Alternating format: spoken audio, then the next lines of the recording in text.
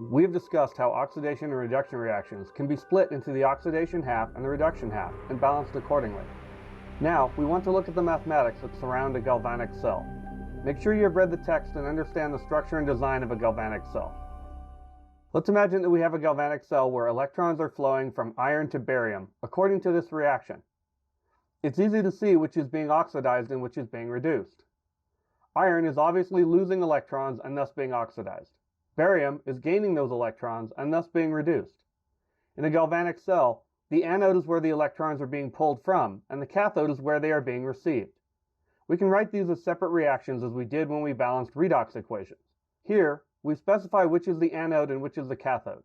We also have looked up the standard reduction potentials. Remember that these reactions are only spontaneous if the reduction potential is positive. If we calculate the standard cell potential, we subtract the anode potential from the cathode potential. In this case, we get negative 2.46 volts. Thus, this galvanic cell is not spontaneous in this direction, which means it would be spontaneous in the opposite direction.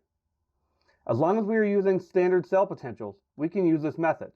However, if we are given a non-standard cell, we can use a slightly modified version of this process.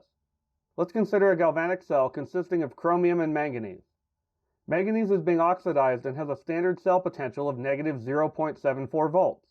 Chromium has a standard cell potential of negative 1.18 volts. We have chosen this direction for the equation because it is spontaneous in this direction. Let's set up the cell's anode and cathode. Manganese is our anode, and thus should be oxidized. Chromium is the cathode, and thus should be reduced. In order to balance them, we need to make the electrons on each side balance. Thus, we multiply the anode by 3 and the cathode by 2. This gives us 6 electrons on both sides of the equation.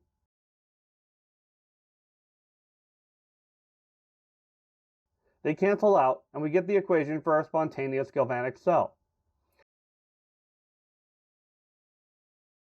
Since we have the concentrations of both the anode and the cathode species, 0.0002 molar for manganese and 0.5 molar for chromium. We can use these to solve for the non-standard potential at 25 degrees Celsius. We will need Q, which is always the anode over the cathode concentration. We also need to make sure that we use the exponents of the balanced coefficients. Here, we get 3.2 times 10 to the minus 11.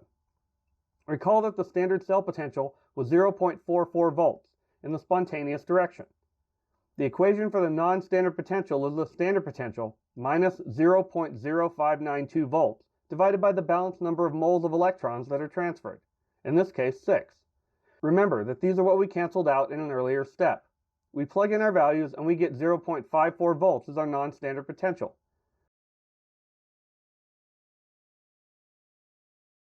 Notice that this is not far off from the standard. Take a minute to consider what, if any, ratio of anode to cathode concentrations would give us the standard potential. Finally, let's look at a system that occurs frequently in biology. This is a situation where the voltage, or cell potential, is carried directly by the ion concentrations and not by simple electron movement. In this situation, the anode and the cathode are the same species, but they have different concentrations. In these cases, the anode is always the lower concentration side.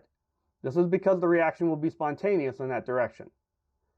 Let's imagine a cell where the anode concentration of copper-2 is 0.0075 molar and the cathode is 5.50 molar at 25 degrees Celsius.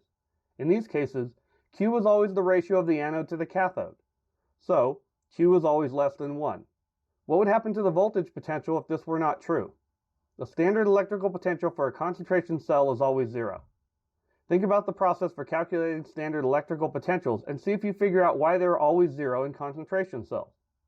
So, we can solve for the non-standard potential using 0 minus 0.592 volts divided by the number of moles of electrons transferred, in this case 2, because we have copper-2.